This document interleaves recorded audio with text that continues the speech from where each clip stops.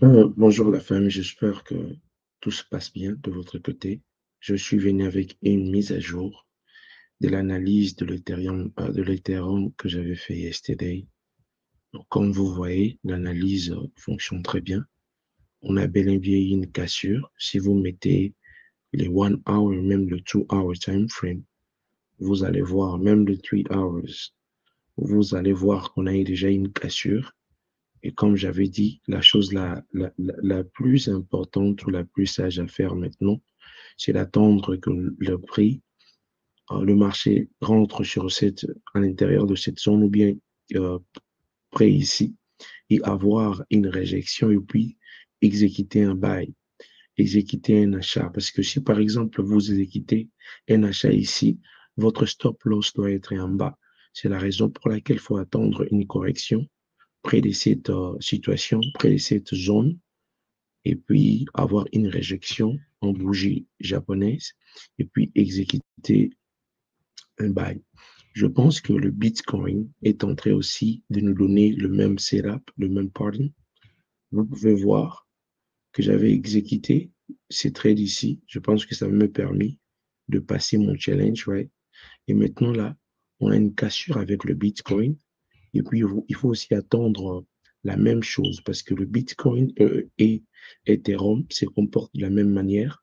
Et je pense que ça, c'est le commencement de la tendance haussière parce qu'on était en train de faire une tendance baissière avec le Bitcoin. Right?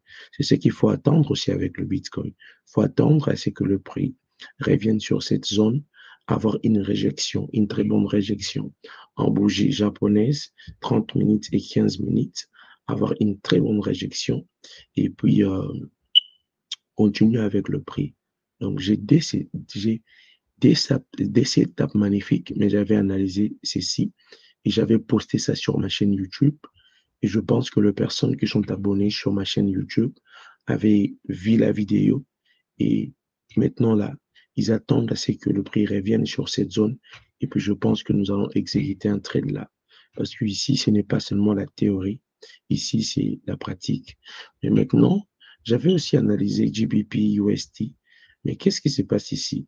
Je vois que le prix arrive sur cette zone, mais je ne suis pas confiant de vendre ici parce que la tendance est haussière. Alors, qu'est-ce qu'il faut attendre?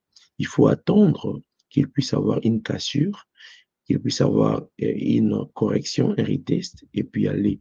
Mais pour vendre dans ces cas échéants, sur cette situation de marché, pour vendre, il faut que nous puissions casser cette zone inférieure ici, avoir un retest et puis we are going down. Maintenant là, j'avais aussi analysé ça. Vous voyez, j'avais aussi analysé ça. J'avais analysé ça, ça là. J'avais analysé ça. Je vois que ma confirmation d'analyse était correcte parce que j'avais prédit que le marché puisse euh, arriver sur cette zone et puis nous allons avoir une sorte de tendance baissière. Et je pense que l'analyse a l'air de très bien, très bien, très bien, très bien fonctionner.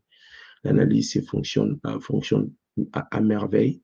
Donc, le prix est arrivé sur la zone que j'avais indiquée. Et maintenant, là, nous sommes en train de descendre, partager la vidéo et puis rester branché pour les futures analyses. Thank you.